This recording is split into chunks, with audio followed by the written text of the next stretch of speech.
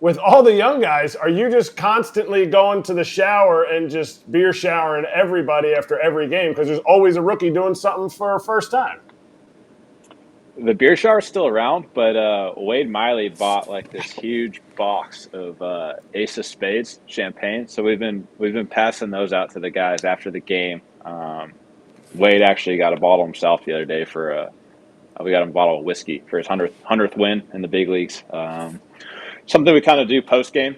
Just we've had a lot of post game speeches congratulating guys on first or longevity milestones like the 100th win. And it's fun to be a part of it. It just creates that team chemistry, that bonding that you're going to need throughout the year. And there's obviously been a lot of firsts for these guys. Their first hit, first homers. We've had guys with first strikeouts, first win in the league. So a lot of firsts. It's fun to be a part of, and the beer shower is still around in Milwaukee every now and then. Christian, have you got to get the cheesehead, dude? Let's go. No more stealing bases. I need you to go I deep. know, dude. I I need to need you to start get the hitting homers with you. squat and then the uncoil, and let's go. Hit one up there off the Toyota truck in right center.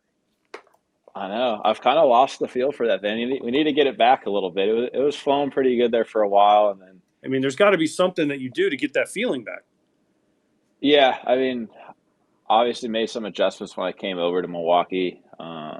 Kind of just evolved throughout that year. Learned myself as a player a little bit more. Learned what I wanted to do and what I was doing when I was successful, and it was kind of this natural progression and flowing, and my body was working correctly, like sequencing how I wanted it to. And then now it's kind of gotten a little inconsistent and a little squirrely to where it'll be there for a game or two and then it kind of goes away, and it's just this how it is, this frustrating just back and forth of just trying to get something to stick. And I haven't been moving the way that I've wanted to in the last few years. Just some bad habits, some bad sequencing patterns that I haven't really been able to shake, and it's obviously been very frustrating. It's been a um, one of those things where you're just like, why won't your body do this? But you just keep battling, keep working, keep trying to do new things in the cage, tinker with it, and that's the thing about baseball. It's just a constant battle every day, and you got to do everything you can to put yourself in a position to succeed. And if it doesn't work that night, kind of back to the drawing board and keep figuring it out. But that's kind of what I've been battling with the last few years. Just gotten some bad habits and just really wasn't able to shake them and be as consistent as I would have liked. It shows up every now and then, but not as consistently as it was. Which I still believe it's still in there, and you just got to go find it. Are you going to steal bases? You going to start stealing some We're gonna bases try. again? We're Like gonna the old try. Marlins days? We're going to go back to the old Christian Yelich, no power, Well, let's steal bases, slap some singles to left, or what? we might have to start. We might have to start doing that. Yeah, I ran a little bit more last year. I don't know if I did a lot in 21 or not, but 18 and 19, I ran a lot too. Some of the times in the Marlins days, I had the hard red light because I was hitting in front of old John Carlo down there, and Donnie was like, "You stay your ass at first base and wait till it hits one through the windows back there."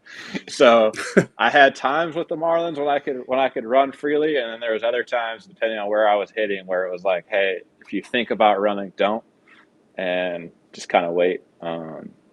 For him to hit a ball 700 feet and you can kind of just jog around the bases. You're constantly on edge of like, today could be the start of disaster. So I need to lock it in and make sure that I don't have any bad habits or nothing's going bad. Like I need to be super focused here.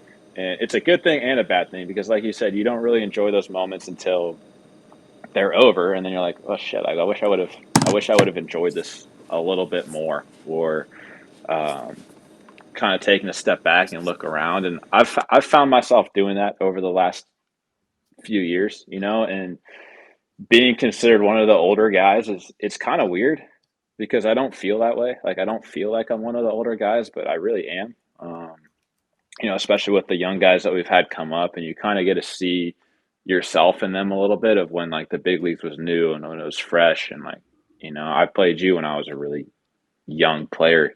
When you were with the Braves, we played each other all the time, and just watching guys get their feet wet in the league, and just have all those firsts and those new experiences, and like every day is opening day for you because it's all new. Every stadium's new, every hotel, and it's fun to watch, and it energizes you.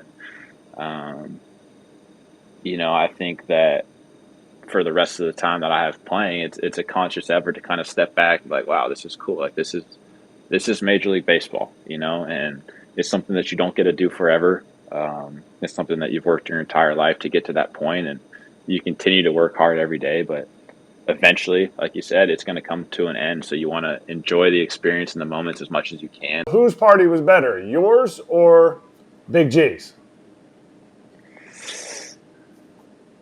I don't know. I mean, I went on a pretty good bender after that. I'm not gonna lie. It was like 3 or 4 days of just we went out like every night with me and my buddies from back home, and it was at Bronny's birthday too. So one of the nights it was that.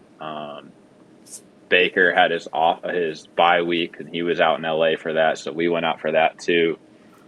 Um, and I remember like the last night of that, I was like, I need to chill. Like I can't do this another night. I'm not gonna make it. So it's one of those things where it's a once in a lifetime type deal most of the time. I mean, it almost was a twice in a lifetime type deal the following year, but it's something that I think you need to enjoy. When you have success in this game, it's so hard on you. Like I think when you have good moments and you have good things, you need to enjoy them. You can't rest on them, obviously, but in the moment, you need to enjoy it a lot when you're playing baseball. Like just enjoy the success that you have in a game that doesn't bring you a lot of success, and celebrate the good times. And I had a lot of people around me that had helped me out throughout my entire life. And it was something that we all kind of celebrated together. And it was a good one. I went to G's the year before. I think he had Snoop Dogg at his,